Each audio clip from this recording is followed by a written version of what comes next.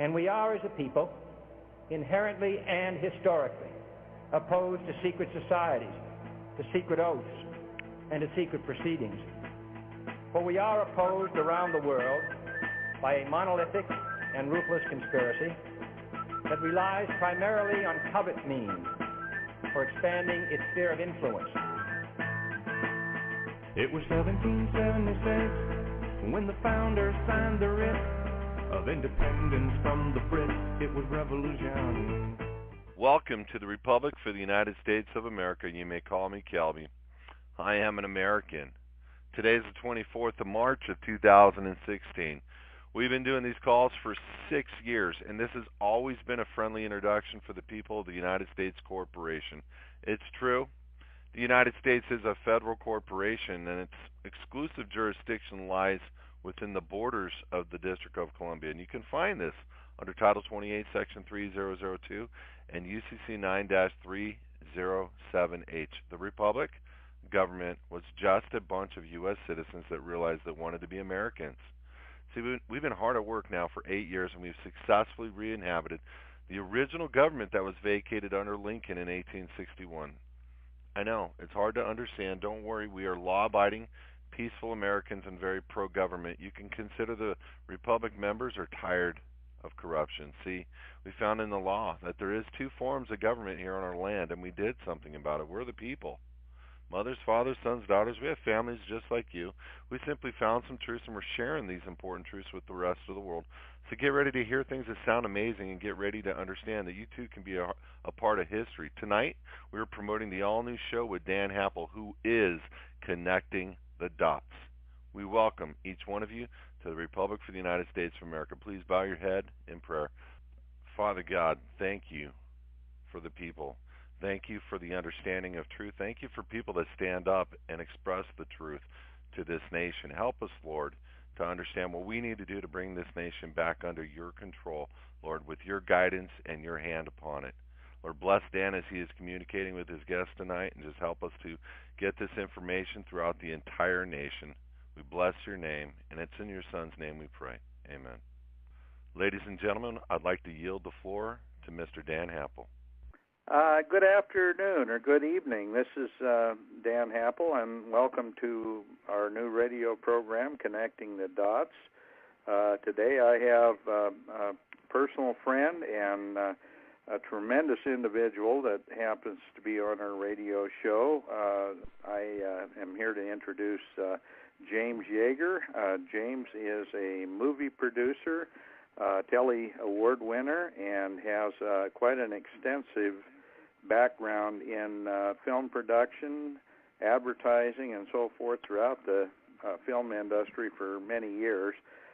James and I have worked together on several movies that I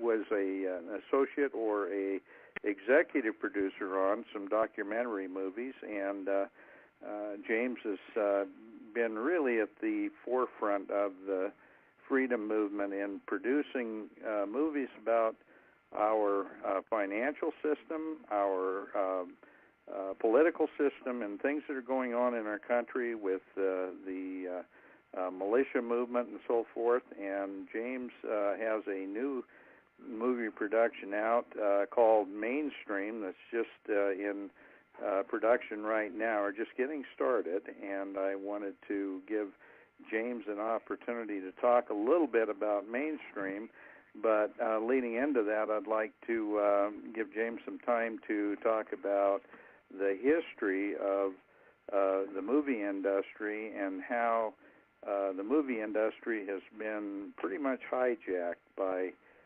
people that are globalist in nature and globalist in their political philosophy, and moving our country in a direction through the media that causes us to be, let's say, less freedom-loving than we were 100 years ago. And James, it's really a pleasure to have you on the show. Hey, Dan, thanks for having me. Well, let's start this off. If you wouldn't mind, just kind of get people into the history of the media takeover and consolidation and so forth. First thing I remember is Orson Welles' Citizen Kane, and how at that point, and that was clear back in late 30s, I believe, they were talking about how the media was becoming controlled by a group of people that shaped the political climate for our country. So that's would you exactly mind right. kind of filling in the blanks there? That's right. If you take a look at the landscape of media companies across the United States, you're going to see hundreds of them.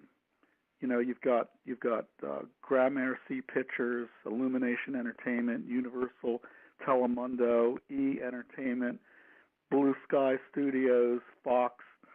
You've got Marvel. You've got Walt Disney. You've got New Line Cinema. You've got Sony. You've got TriStar, Paramount. You know, Insurgent Pictures, BET TV, VHS1.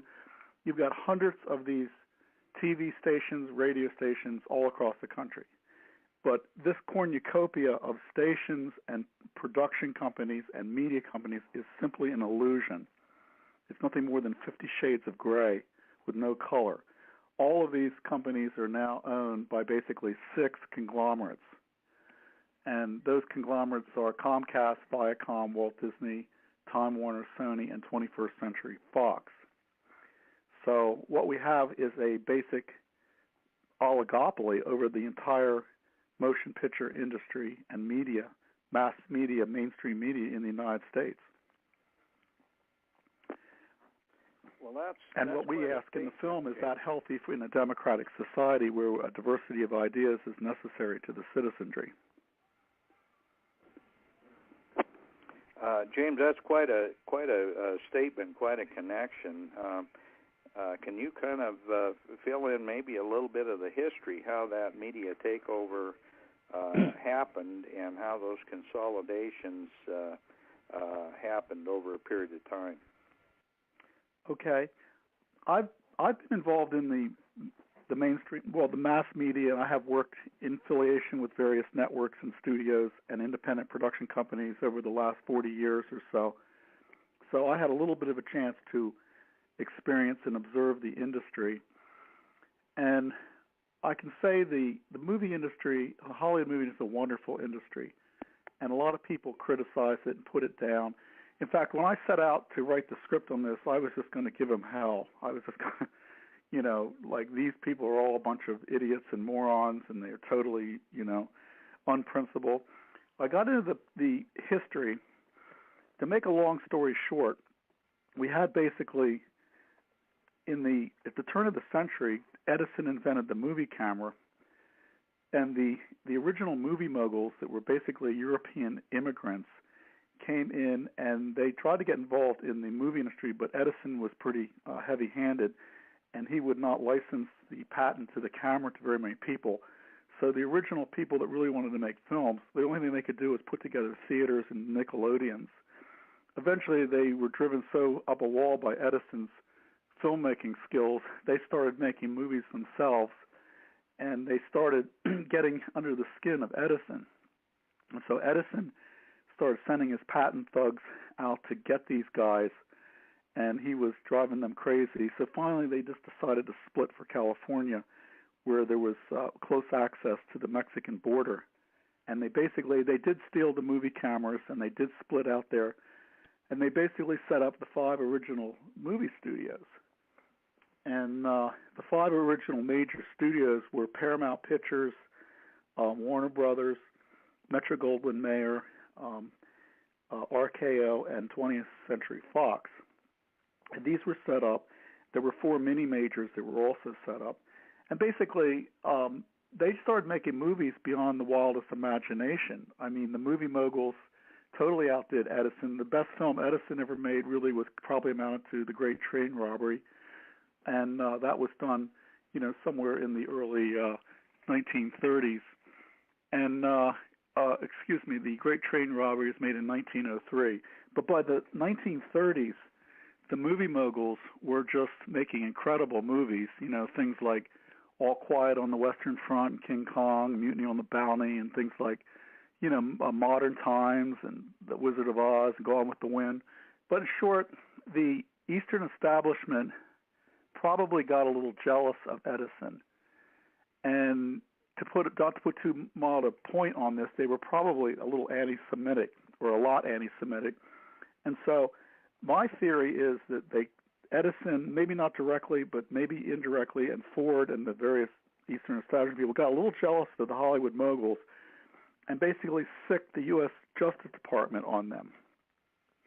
And in 1938, when Hollywood was just it was just incredible. It was the golden age of Hollywood. Everybody was employed in this thing called the studio system. The studio system meant the studios owned their production, distribution, and theaters.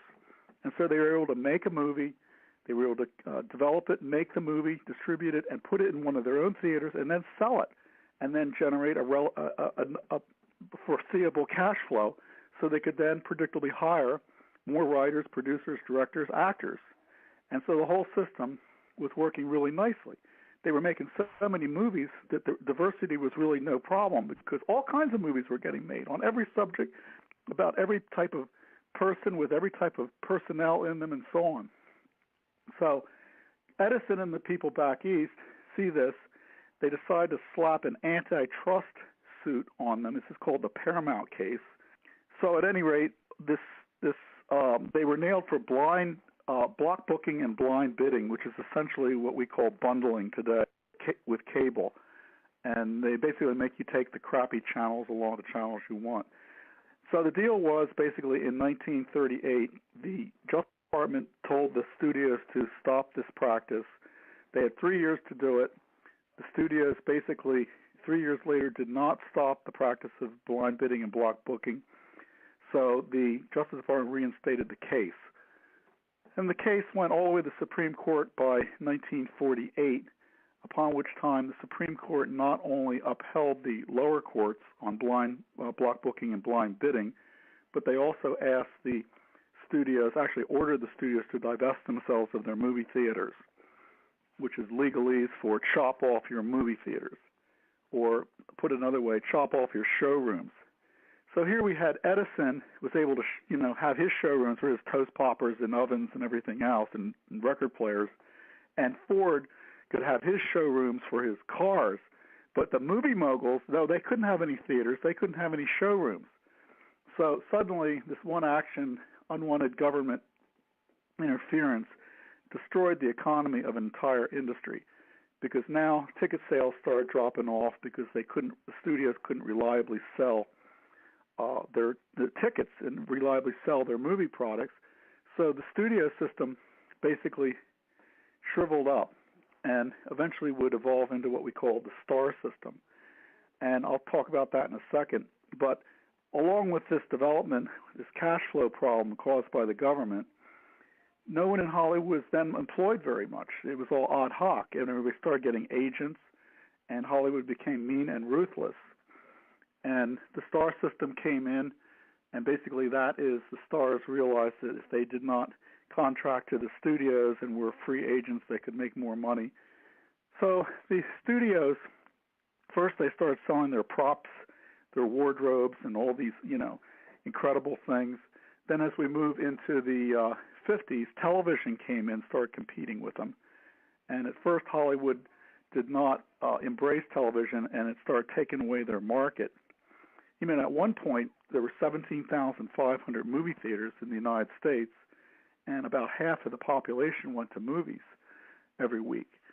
So as this started dropping out, you had 60 million people go to movies out of the 130 million population. The studios started really hurting, and then they had to start relying on selling their real estate. So they started selling off the real estate, the back lots where some really great movies were made. And eventually, after they started selling off their back lots, they basically started having to bring in outsiders. So we get the concept of Hollywood outsiders for the first time. And these outsiders at first were money men. they were people that would come in and finance movies, basically supply the movie industry with money, like Kirk Kerkorian, Lawrence Gordon. Some of these names may be familiar. Dino De Laurentiis. You had Marvin Davis come in. Even Ted Turner and Rupert Murdoch came in. But usually these outsiders would come in and they would get sucked dry of their money and then pretty much thrown out of Hollywood, because I can imagine the movie moguls and the people close to them were a little bit irritated by these people. Am I still recording? You are now. Okay. Yeah, so I can imagine that the movie moguls were a little irritated by these money men, because they came in, everyone thinks they know how to make a movie, and they're sitting there trying to dictate how to make movies. And eventually what ended up happening was the movie industry bifurcated into two camps, what's called the creative camp and the business camp. And the studio executives started becoming more and more ruthless as they had to start dealing with outsiders. The first outsiders, I said, were individuals, but then corporate outsiders started coming in and purchasing up Hollywood. And some of the corporate people that came in and started purchasing Hollywood were, companies like Transcinda. You've got Gulf and Western that came in there, Westinghouse, Vivendi, Seagram's, and they basically started snorting up these movie studios and dictating to the traditional management of the studios how to run and make movies. And this came down to the issue of creative control. Should I just keep going? Yeah, Kelby, are we all set now? Or everything okay? You're good. Just keep going, guys. I don't want to keep going unless you want to ask me questions, Dan, but I don't know if I'm answering your questions. I'm basically just saying that Hollywood was a warm, fuzzy place when it was the studio system, and due to these tragedies and literally Hollywood being taken over by the corporations, became a ruthless place, an ad hoc place. And it evolved into the mainstream media that we have today, which is ad hoc, uncaring movies mostly about dramatizing violence and all the predatory, terrible things. And I think a lot of this is stems from the Justice Department, which is unfair to Hollywood. So we end up with this predatory mainstream media of today. And James, I guess that's a really good point. The fact that government intervention into a free enterprise system, as usual, had the effect of making it much worse, much more controlled, and much less of free enterprise. Right. The unintended consequence was this. The movie studios were accused of being monopolies. So the Justice Department made them divest their theaters on the grounds that the studios could not be what's called vertically integrated. Vertically integrated is just fancy language for meaning you control all aspects of your product from production to the market. And my feeling is every person, every business, every entrepreneur should be able to control all aspects of the production of their product, including the marketing of their product. I mean, it's like you or me make a widget and then we can't sell it. You make a cup of lemonade and you can't sell it. So the vertical integration charge against the studio and saying that was a trust violation, I think is really unfair. And I came across this feeling in doing my research for this project, which took from November on, very, very intensive research. And I kind of have to sympathize with early Hollywood and the moguls. And eventually the children of the moguls started taking over, and then the corporate executives from the six conglomerates that now own everything started taking over. So little by little, Hollywood transitioned into this cold beast that we kind of have today, where they don't care about the movies or diversity. They basically just want to make money. They're dramatizing endless violence because it can be exploited in the foreign market. And I think that the Hollywood studios got cut a rotten deal, and we're suffering for it today. To put it in economic terms, I would much rather see every production company, movie studio, media, radio channel be able to have their theaters, be able to have their marketing and their showrooms, than have only 6 conglomerates own all the production companies and media companies, but not own the theaters. We've got these 6 conglomerates that own all these hundreds of movie companies, and maybe they don't own their theaters, but we have a much worse consolidation right now than if we had a bunch of movie companies owning their theaters. If we had a lot of movie companies could own their theaters, then we would probably not have had this consolidation. So what we did is we sacrificed vertical integration for horizontal integration. Sure. Well, and now we have 6. No, I'm sorry. I think now, even though your primary focus is on the movie industry, we see that same kind of consolidation in newspapers, in television, in all of our media, to the point where, frankly, we don't have very good news anymore because everything is controlled by so few people. That's right. Warner Brothers even owns the song "Happy Birthday to You."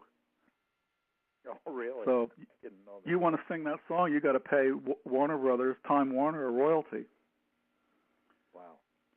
If you want to sing that song in public, I might add. Yeah. I'm sure if you're sitting in your bathroom or at the kitchen table singing it, they're not going to come kicking the door in. But, they could. Mm-hmm. Sure. Well, they own the copyrights. I guess they could. Well, you mentioned the weapons and the violence that's being used as part of the movie industry now. That seems to be the strongest part of the movie industry, the so-called action movies and films. And one thing that I'd like to mention and have you discuss a little bit is how the primary industries of the United States right now are export of weapons and of movies that show people how to use those weapons. And it's interesting to me that those two industries are so closely tied together now. Yes, exactly. I mean, if you take a look at the 3 of the industries that are 3 largest export industries, you've got the movie industry, you've got the military-industrial complex, and maybe aerospace. So in essence, the United States, when it signed NAFTA, kicked out all of its manufacturing base. It's 50,000 factories, so now we're not making toast poppers, and radios and televisions. We're making missiles and bombs and tanks, shipping all that stuff to the rest of the world. At the same time, we're making movies that show nothing but bombs and missiles and bullets exploding. And so we're shipping not only the weapons arsenal to the whole world, but we're shipping to them the directions on how to use these things in the form of Hollywood movies. You just go to Netflix or any place and look at the list of movies that are released every quarter, you're going to see a large percentage of them are violent-oriented movies. And so I think the United States, is not only supplying the world with the terrorists of the world with weapons, but we're showing them how to dramatize with those weapons. And and James, one of the things that we want to make our listeners aware of is that you are a strong proponent of Second Amendment rights and have done a number of movies that have stressed the importance of keeping our Second Amendment rights. But what's happening in Hollywood right now and throughout the game industry and everything is a kind of a creation of an anti-Second Amendment mentality through all the violence and firearms being used in television programs and everything else, and also in the game industry for young people. Absolutely.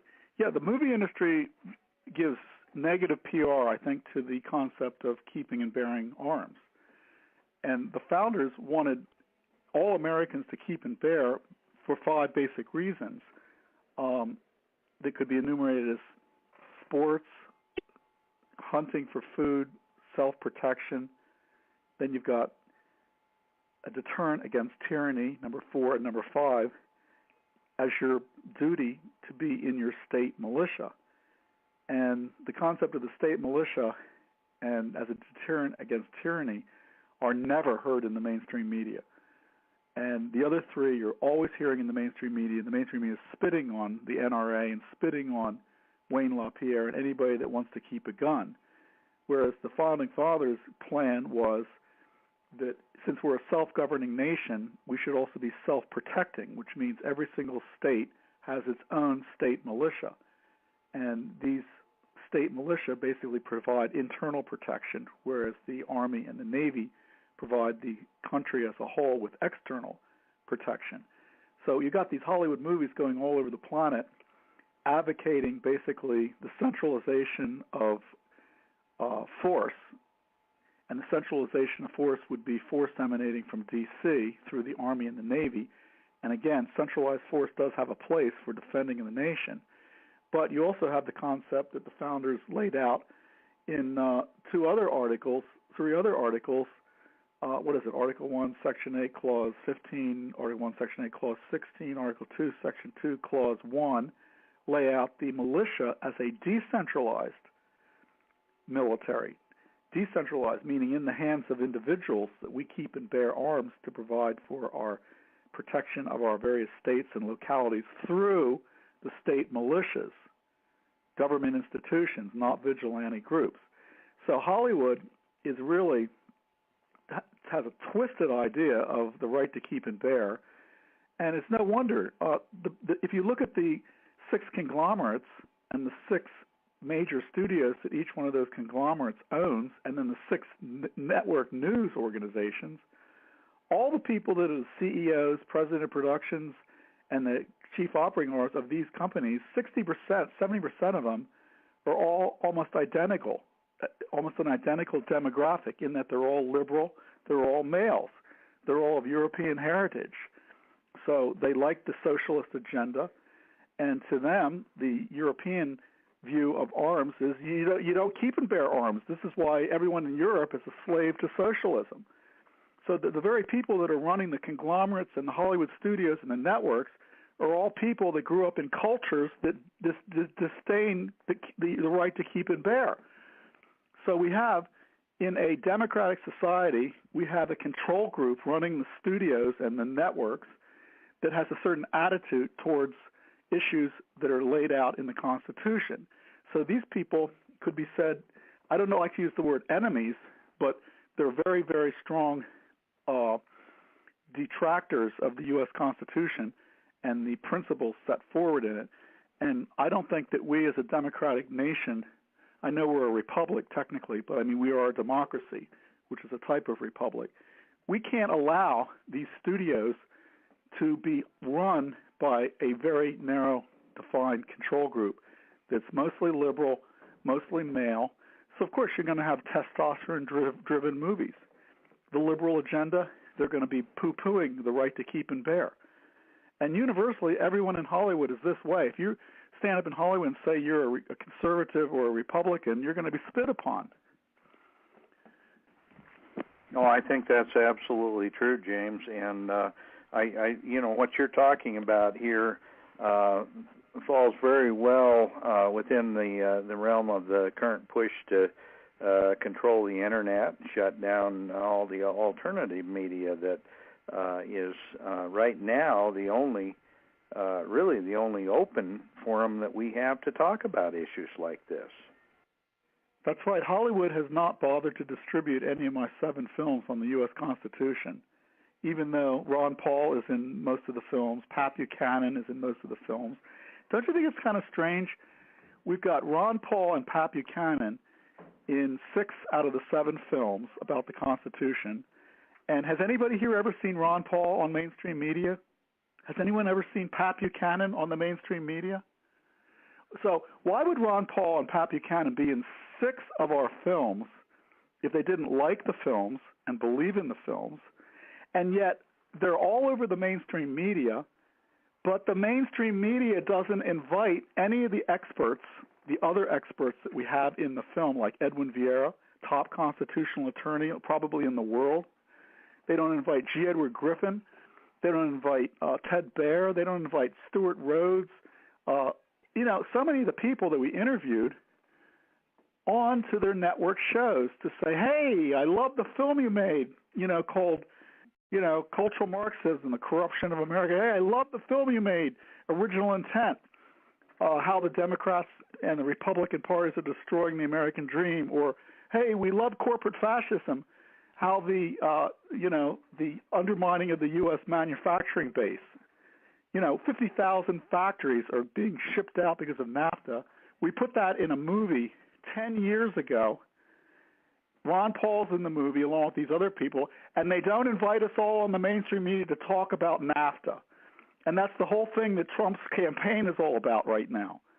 Trump's campaign is about jobs, NAFTA, free trade, shipping the products to China, devaluing the currency. Has anybody heard him use any of these words?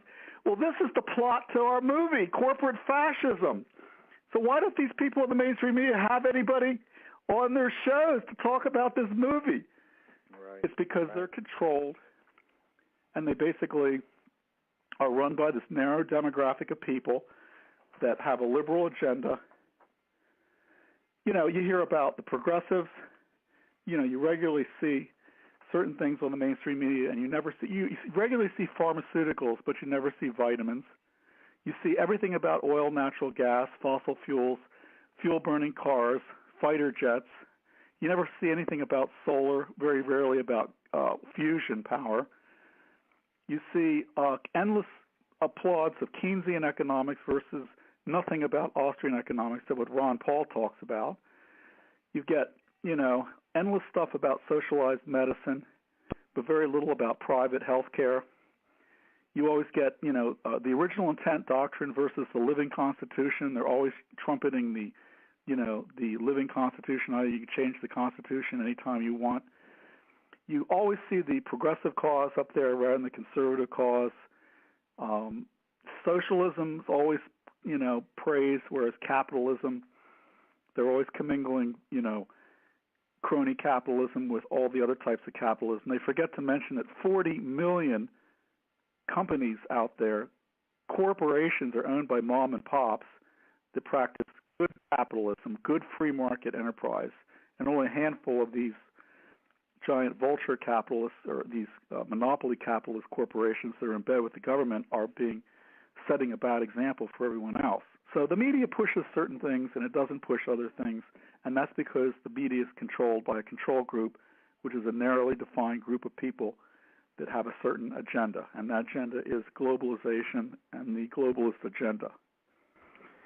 And that's a subject that we really need to discuss during this hour is how our system is being completely subverted, our constitutional system, for a globalist, and it's not just a globalist agenda, but it's also a socialist / Marxist agenda that will take away a lot of those rights of the individuals. And that's why it's so important that we have a media that is more honest, and I believe that's what you're trying to accomplish with your new film. That's right. The media is the troll on the bridge to liberty. If we can't get the word about principles of the Constitution out to the public, they don't learn about the Constitution. They only learn about what the government schools want them to learn, and all the government schools want them to learn is the expansion of the state. That's absolutely correct. Can you talk about what you see as far as the control of the internet and and how that's being implemented by a handful of big conglomerates as well. Well, if you look at the history of the 6 conglomerates, their actions are to consolidate. So one would have to assume that in the absence of any changes, they're going to continue to try to buy up and consolidate. So I expect one of them is going to try to buy Netflix. Another is going to probably try to buy Google Video. I don't expect Sony Pictures to exist much longer unless they somehow have figured out a way of becoming totally independent of the other conglomerates, because every other major corporation and outsider, I went through the outsiders, they're gone. Vivendi's gone. You know, they were all milk dry and spit out. Coca-Cola, Gulf and Western. So the control group of Hollywood knows what it's doing, and they've been able to maintain control over the movie industry and now the New York media for many years. Should I give some examples of how they maintain control? Yes, if you would, please. Well, there are many different things that they do to maintain control, and we're fortunate to have this film inspired by Entertainment Security's John Cones, who's written about 15 books on Hollywood, and one of the best books is called Hollywood Wars.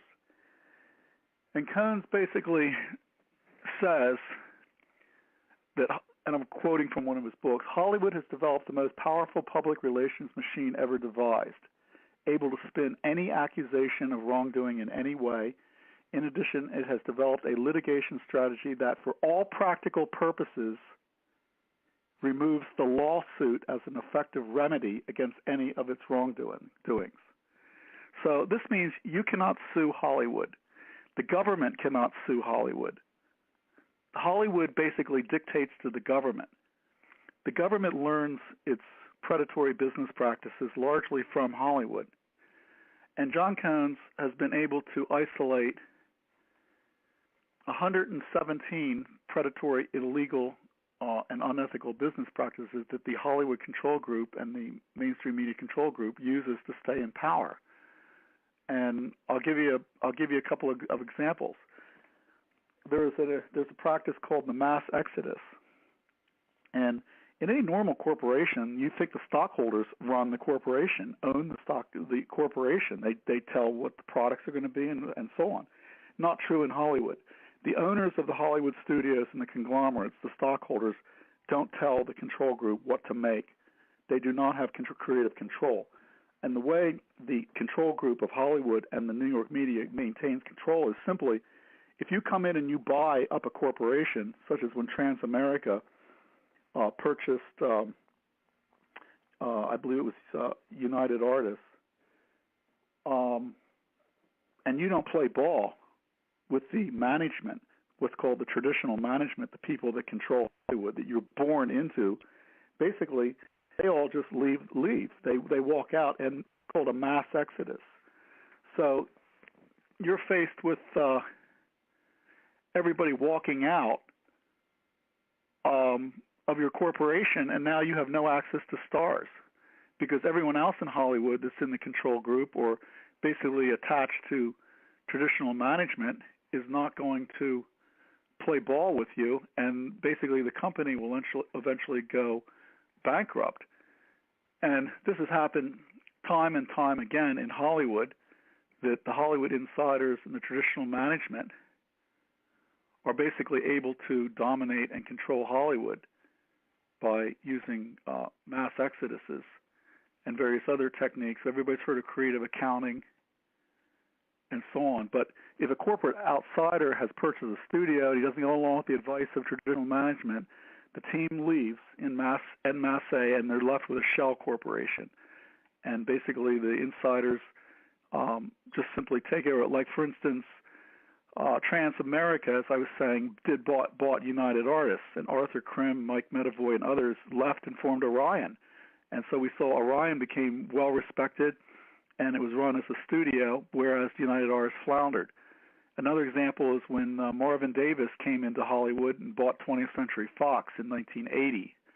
And suddenly Marvin Davis was having problems at Fox because basically the management team led by Alan Ladd left. And so they effectively maintain creative control over Hollywood, whereas letting other people maintain management or money control. So here is a perfect example where money does not dictate to Hollywood. Hollywood dictates to money.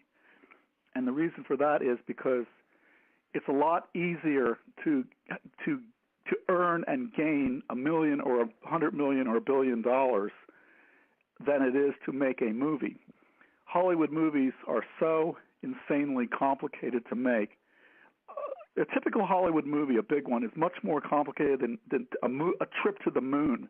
It's much more complicated than anything NASA's ever done. Developing all the technology to go to the moon is simple compared to even making Batman. And so there really are only a few thousand people on the planet that have any idea how to make a movie or could possibly do it. And the control group basically trades on this. And just because you have money, you're walking into Hollywood, you spend $100 million, you get sucked dry, and that's the end. Like, there have been endless Wall Street partnerships that have gone, like SLM was the first one, Silver Screen Partners.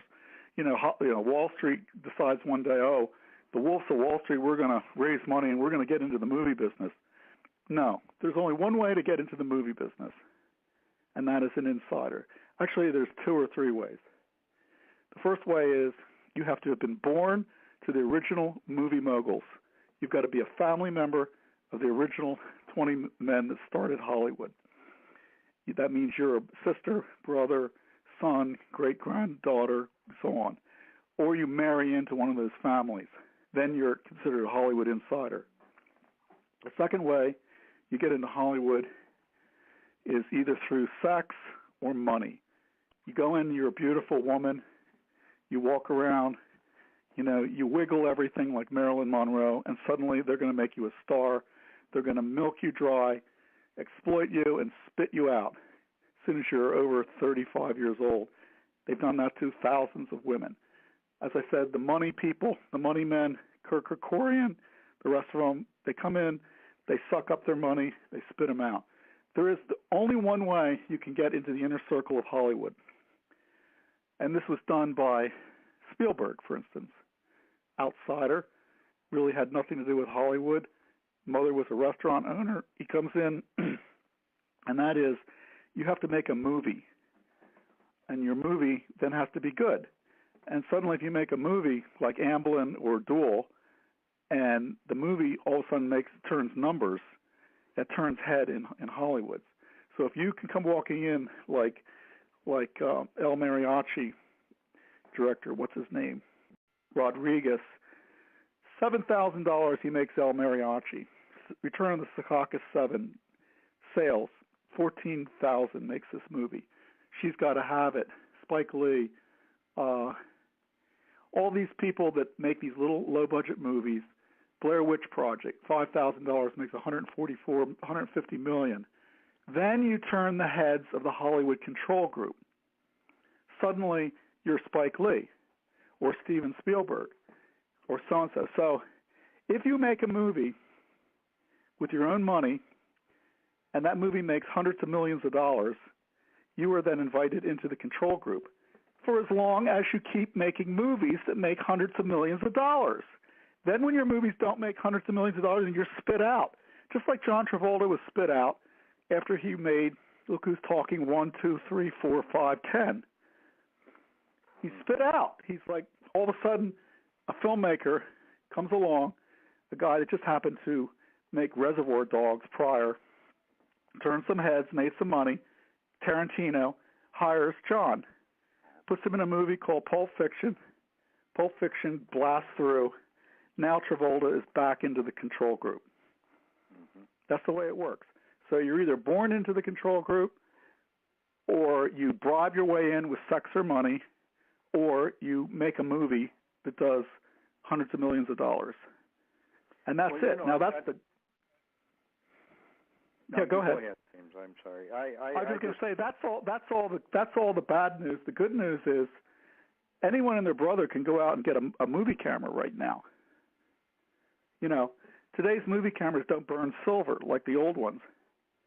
It used to cost you 55, 60 cents per second every time you had the shutter button down on a movie camera. And that doesn't include your work print, which is another $1. So let's say $1 a second when you had the camera turned on, because you're burning silver. You know, this movie film's built on silver. It's coated with silver halide. Very, very high-grade, expensive silver. So, you know, 1,000 feet of 35-millimeter film costs, you know, a couple $1,000. Not everybody can spend $1 a second, you know? I guess that's why they called it the silver screen, huh? That's why it's called a silver screen. But today, you go out and get a digital SLR, or you go out and get the new Sony or a Red, and for a lousy $500 a day, you can rent a camera. It's every bit as good as a Panaflex. And you can shoot a movie. And if you happen to know how to write and cast, and you make an interesting little story, you can actually come up with a movie that will blow everyone away, and you will be accepted by Hollywood. So really, there's no excuse why any filmmaker on one level can't make it into Hollywood, given the fact that the equipment is now so cheap and so high quality. So that's a positive. But the movie industry has ways of dealing with that kind of competition. And you may have noticed that these movies that they're putting out, the average budget of a Hollywood movie is about $105 million today. And the reason they set the budgets high is they want to make sure that their product looks much, much better than your product. And so the dumb worldwide audiences are going to go for the glitz and the glamour. And, let's blow a few heads off and have blood splattering all over the place. That'll really sell tickets. So, you know, the control group that's owned, bought, and sold by the six conglomerates doesn't care about quality. They just care about, you know, splattering blood all over the screen and throwing money at these productions and keeping the competition at bay unless they can use that competition.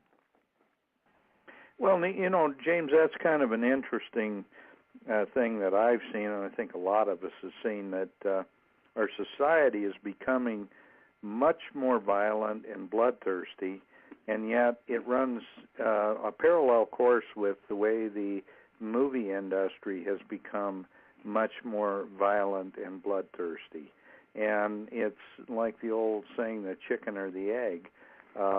I think Hollywood and their movie production has made our society much more violent than it would normally be. Well, the sociologists and the Hollywood apologists have been arguing over this point for decades, possibly 100 years. And the way the argument goes is this. Jacques Valente, former head of the MPA, gets up there and says, well, you know, movies are just mere entertainment. The fact of the matter is there's been over 1,000 studies that show violence in the movies causes violence in the streets. Right, and I see that in our whole society, and I think that, you know, what you're trying to do with your kind of movies is to show what our founding principles are and what our system of government has become because of that kind of deviation from what was originally intended. And talk about your new movie Mainstream. I'm sure that Hollywood won't open it and or welcome it in with open arms, because you're basically pointing out the emperor has no clothes. Yeah, I basically at this point have, believe it or not, I have one Oscar-winning producer who's agreed to interview for this film, and I'll announce these people a little later on.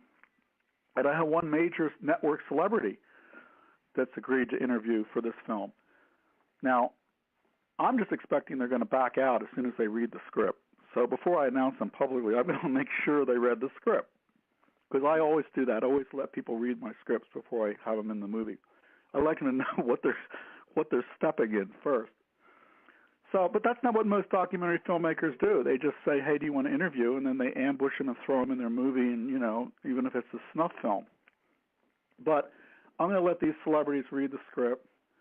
Just before I came on the show here, I put a call into Dr. Paul's office, see if he wants to talk about this. I sent him a follow-up email saying, are you irritated about the mainstream media at all? So I want to give him the opportunity because he's been very good to me and been in the last 6 films, including the last one, Midnight Ride, and the one prior to that, Moulin L'Abbé.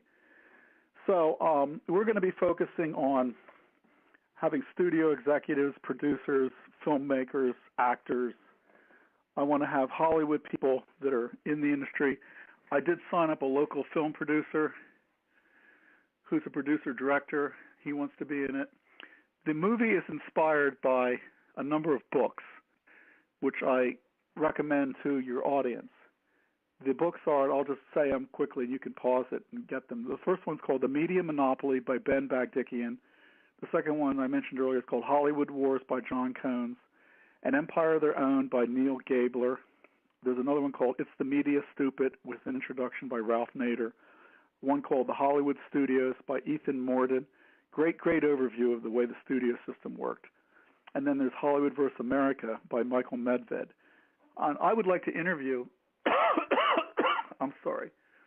I would like to interview all of these authors along with Michael Medved, and John Cones has already agreed to be in the movie, but it would be great to get a wide diversity of people. But, you know, Dan, I don't know. You never can tell. These Hollywood types, they might just run for the hills. Well, and that's a good possibility. But, you know, what you're doing is so important for our country, and that is showing the connection between Hollywood and the direction that our government is taking our country. And that just happens to be in a direction of globalism and away from sovereign government. And, boy, it seems like everything we're doing today is moving in that direction at light speed. That's right. Hollywood is definitely promoting the globalist agenda. They're trying to set us up for free trade so they can justify a managed trade that's supported by a global army. They then want to reduce the United States to a province in their one world government. And if you look at the movies, you look at everything that's on mainstream TV, you listen to their language, they're talking about, oh, this ISIS is a threat to civilization. You know, they're trying to incorporate all of civilization in on their fight that they're promoting. I call it the longest-running TV show in network history. It's called The War of Terror. This network show has been running on and on and on and on. So I don't think we would have any of this terror if the United States wasn't supplying the whole planet with military weapons and didn't defame endless populations in the movies. You know, every time it's the Arab, it's the Muslim, it's the Latino, the white man from the American South, or the black guy that's the bad guy in the movie. Do you ever notice that, Dan? Or it's the Christian, right? The Christian cross, he's the nut on contact. He's going to blow up the rocket right at the last minute. So Hollywood defames whole populations, and we're wondering why those whole populations are rising up and terrorizing. You know, they're terrorizing New York City and Hollywood. That's where the terrorists are really focused. They're not focused on the rest of America. They want to get New York City, and they want to get Hollywood. I'm just amazed. I'm just amazed more movie studios haven't been attacked by terrorists.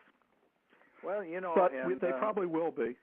Well, James, I think too, you forget about Washington D.C. because that's the other wheel in the or gear in the cog is that our political environment is also fostering the same kind of environment.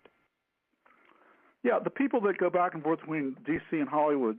I know one girl who married.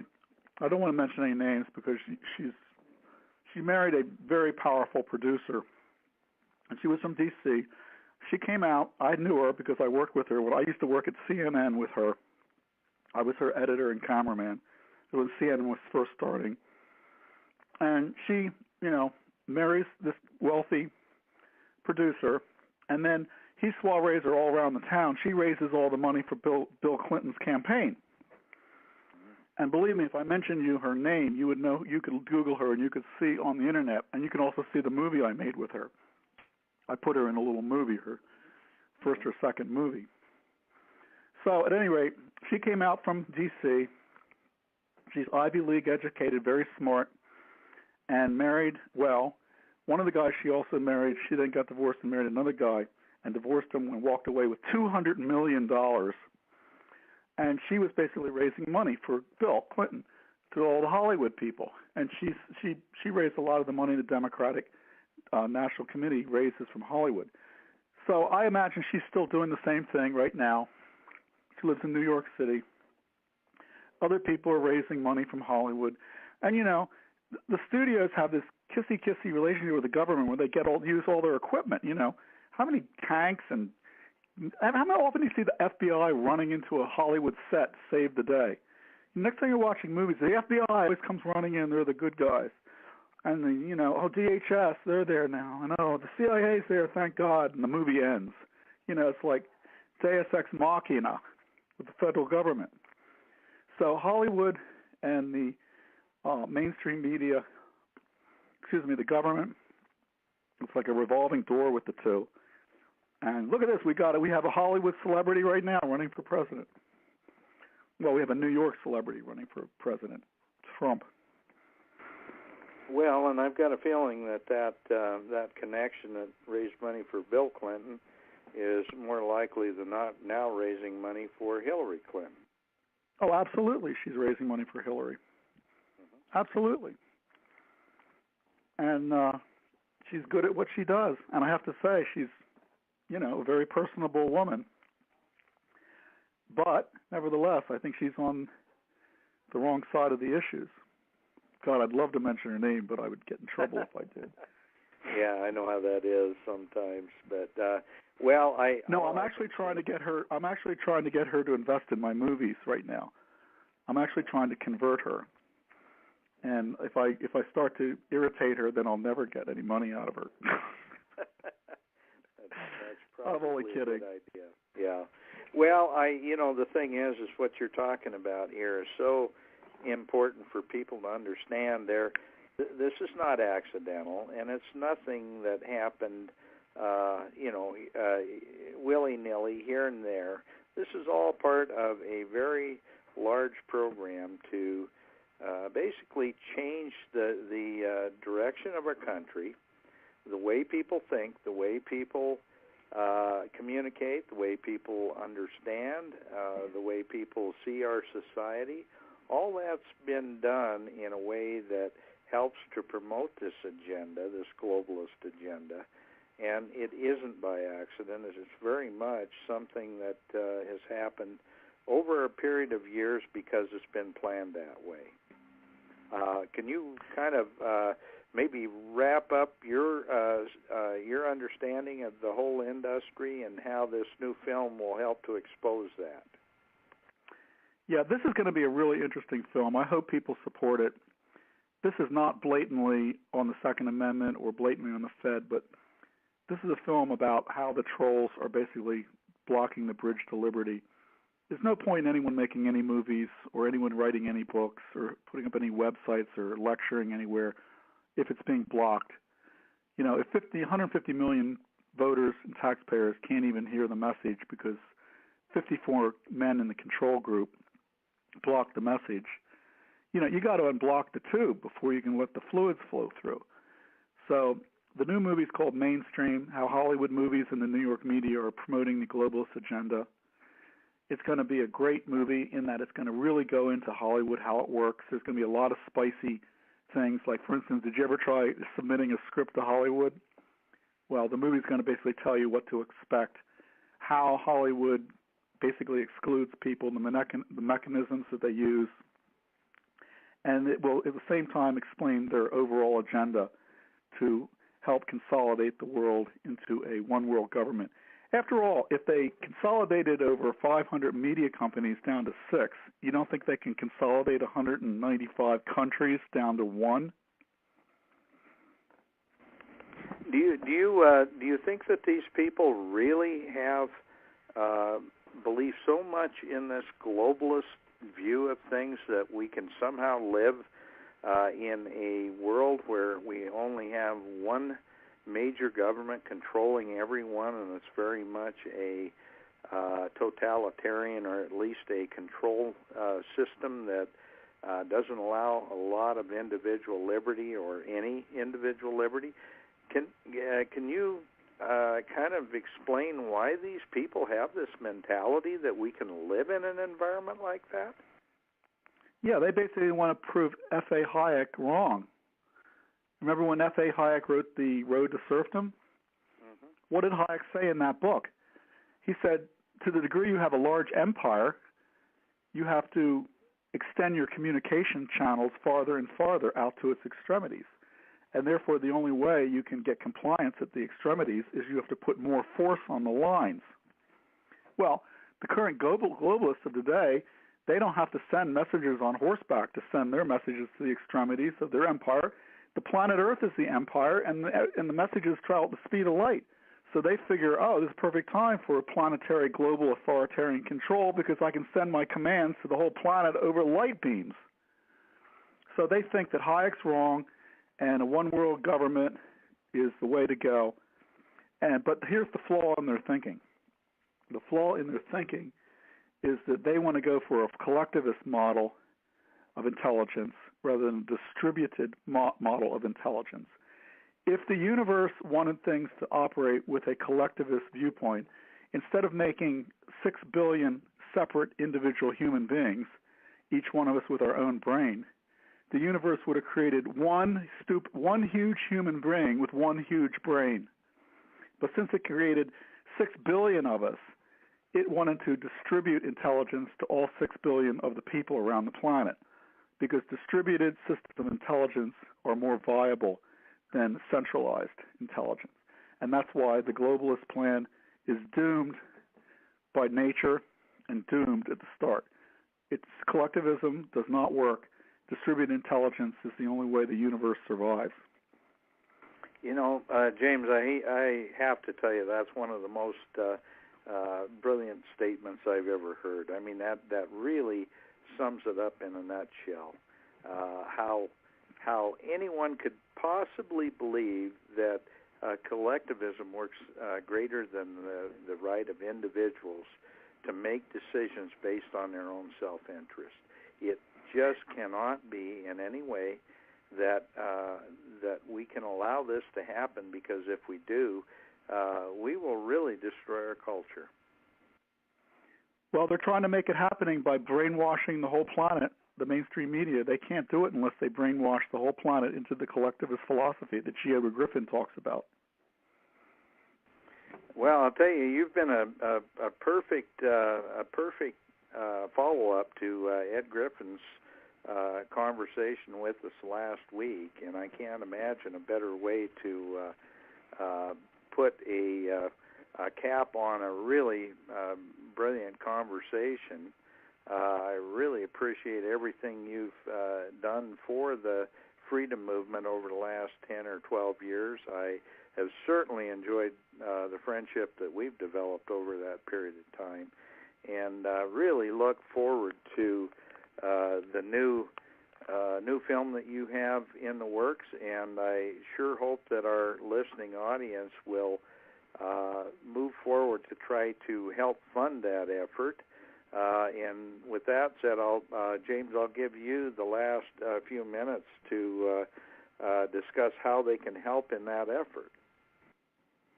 Well, they can go to mainstreammedia.us, just like it sounds, just like it's spelled, just like it sounds, mainstreammedia.us, not .com, .us. And there they can read the screenplay, the script. They can see the budget. They can see the one sheet, and they'll be able to see the trailer, which is in production now, and get a feeling for the movie. And if they care to distribute some donations to it from time to time, there's a button there that they can click. Well, and I have to say that was probably the best money I ever spent, James. And this has been a long time ago now, but I ran into, I believe it was your first film in this series as a documentary was Fiat Empire. And you were so helpful to us when we were putting together the sound money bill for the state of Montana. And you helped with a very inexpensive rate for the Fiat Empire DVDs, which I handed out to every legislator we had sitting in our Montana legislature.